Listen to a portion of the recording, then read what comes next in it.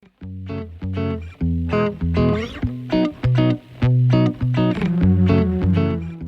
guys, my name is Bob and welcome to my video series Tips and Tricks. So today I'm going to be detailing this black automobile. I'll be showing you a 4-step process which includes the orbital polisher, clay application, a cleaning compound, and finally a polishing or sealing wax. The idea is to dial you in on how to put this all together to get the maximum results out of your automobile. At the end of this video, you'll have knowledge to completely and thoroughly clean your own vehicle, and particularly a difficult dark color car, as is we have here.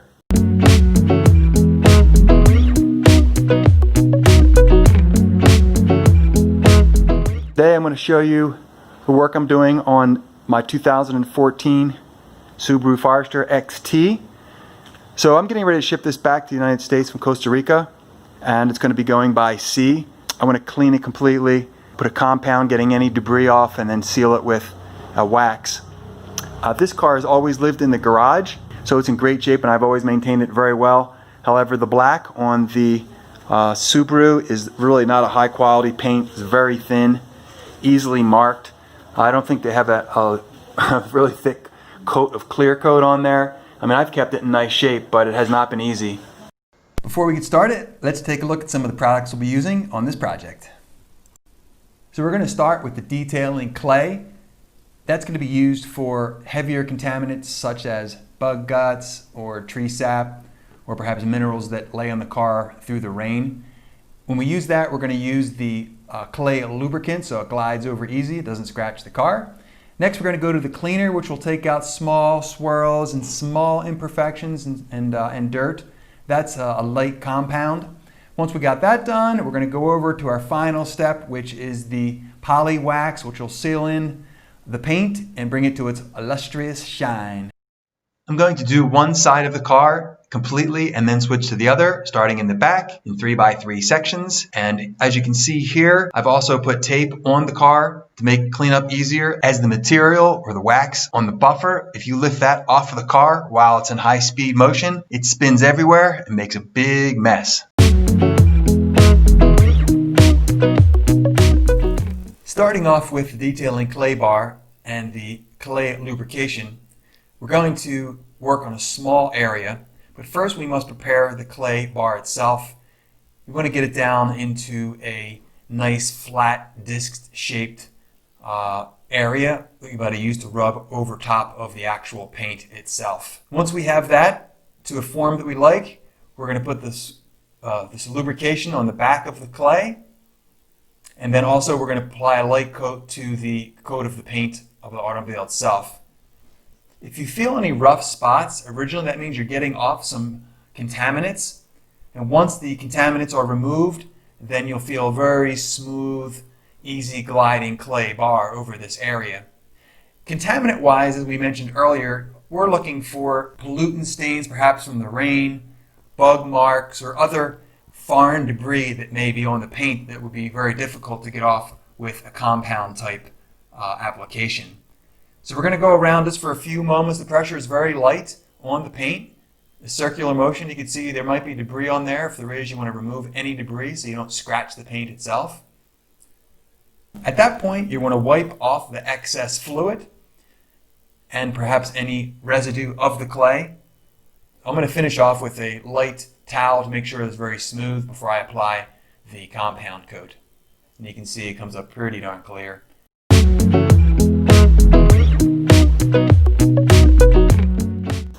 The next step is putting on the cleaning product. In this case, they call it the perfecting cream. The light, fine compound that will do the cleaning on the paint. But before I get to that, let's take a look at the process I will use with the orbital polisher. This is a Porter and Cable. I purchased this Amazon for $100, and it's been great. I like it. It really feels like a nice quality piece of equipment. Okay, so I have 3 different pads. This is the most aggressive, or the pad that has the best opportunity to remove grime. But you also have to be careful with this because you don't want to take too much of the clear coat off. So let's get into that, and I'll show you how that works. I'm going to do it here simply because I want to make sure that I get any of the residue off, any dirt off, even though the paint's in good shape. But I will be careful with the pressure. We pop this on with the Velcro straps, and then we're going to shake this up.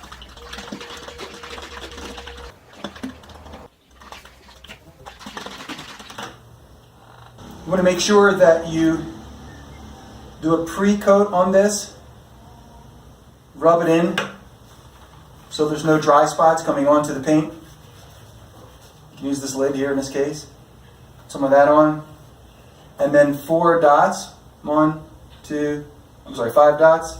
4, 5. I'm going to tape it off just for point of reference for this demonstration. I'm only going to do a small spot.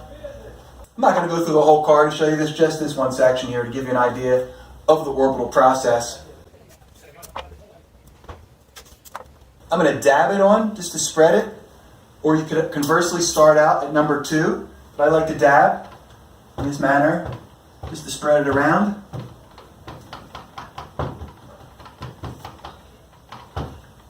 Then I put it on 2. The reason I'm mentioning the numbers is if you start off with a high number and don't put the orbital directly onto the paint, it flies everywhere. So starting off with 2, just to spread it around. Then I go up to 5 out of 6, which is the cleaning stage. You want to keep it flat to the paint.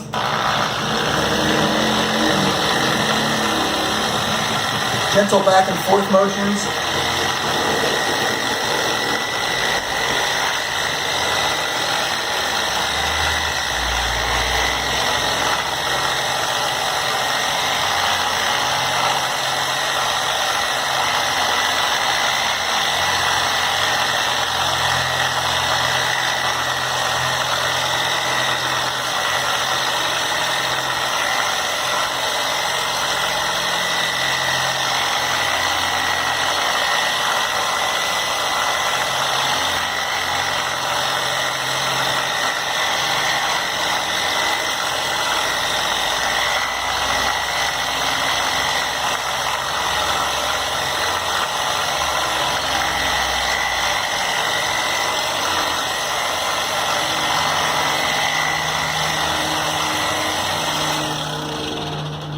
Since this is the first take on putting this on here, I have light pressure, really using the weight of the machine more than anything initially. I'm not going to dig in too long, just a few passes. The reason I do that is more of a test to see, am I getting off the debris, am I getting off the dirt, the stains in the paint without having to be too aggressive. So I'll take this off, I'll take a look at it and see what it looks like, and if it's good, we can continue with that process. If we still need to get more of the contaminants off the paint, I'll hold it on a little bit longer next time, and also perhaps put a little more pressure.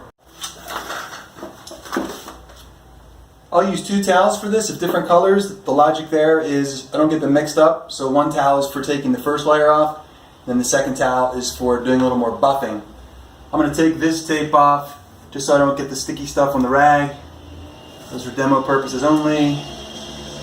The other nice thing about the perfecting cream from this Great company is once you put it on, you're actually supposed to take it off immediately, which makes it a lot easier, quite frankly. So we'll take it off with the blue, make sure there's no contaminants or anything on the towel so you don't scratch the paint. Super simple.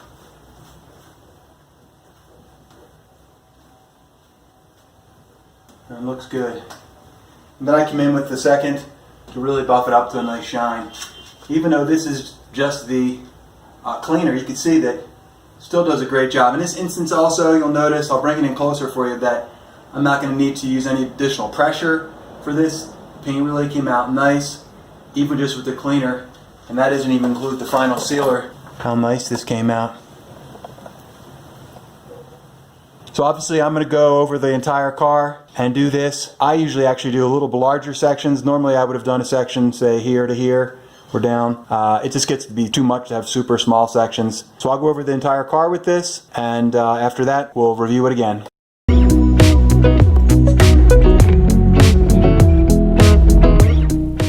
So step 3 of the process is applying the sealer wax, or in this case it's called poly wax.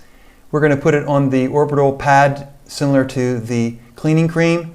However, in this case, we've switched over to a black pad, which is specifically designed for putting on polishes. It's not abrasive, designed to give high-speed application across the paint. So we'll do our dabbing as usual. To distribute it across, we're going to put it on 5 of 6. Put it up against the paint as I've suggested.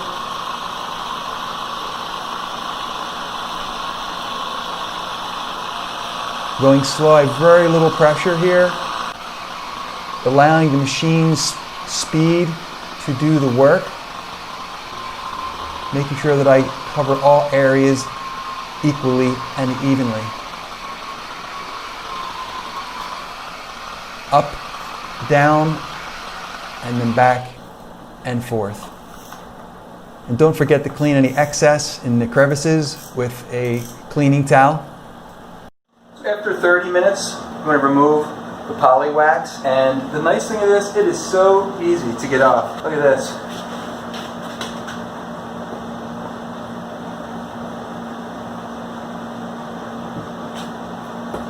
And man, it looks beautiful.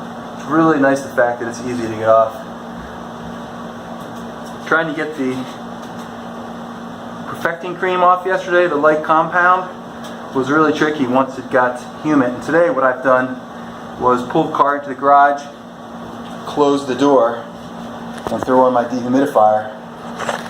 Although it's probably about 95 degrees in here, but worth the sacrifice. So now that we've removed the main layer of poly wax, we're going to go in with 2 more towels.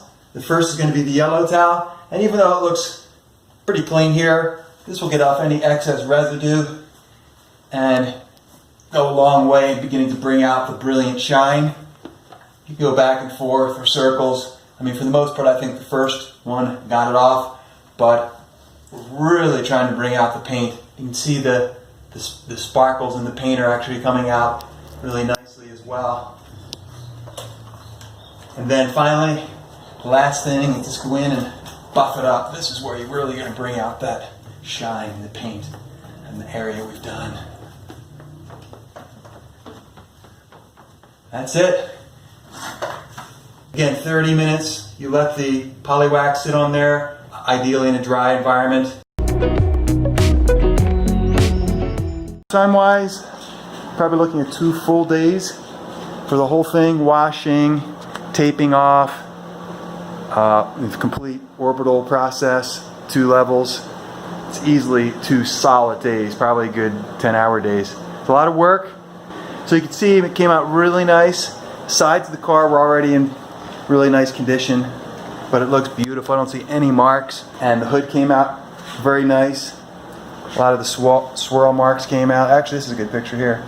You can see, yeah, it looks really good.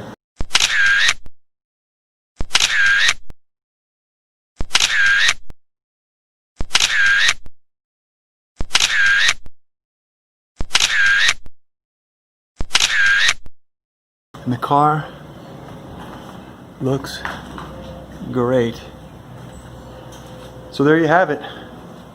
2014 Subaru XT in black. Clean and ready for my wife to drive.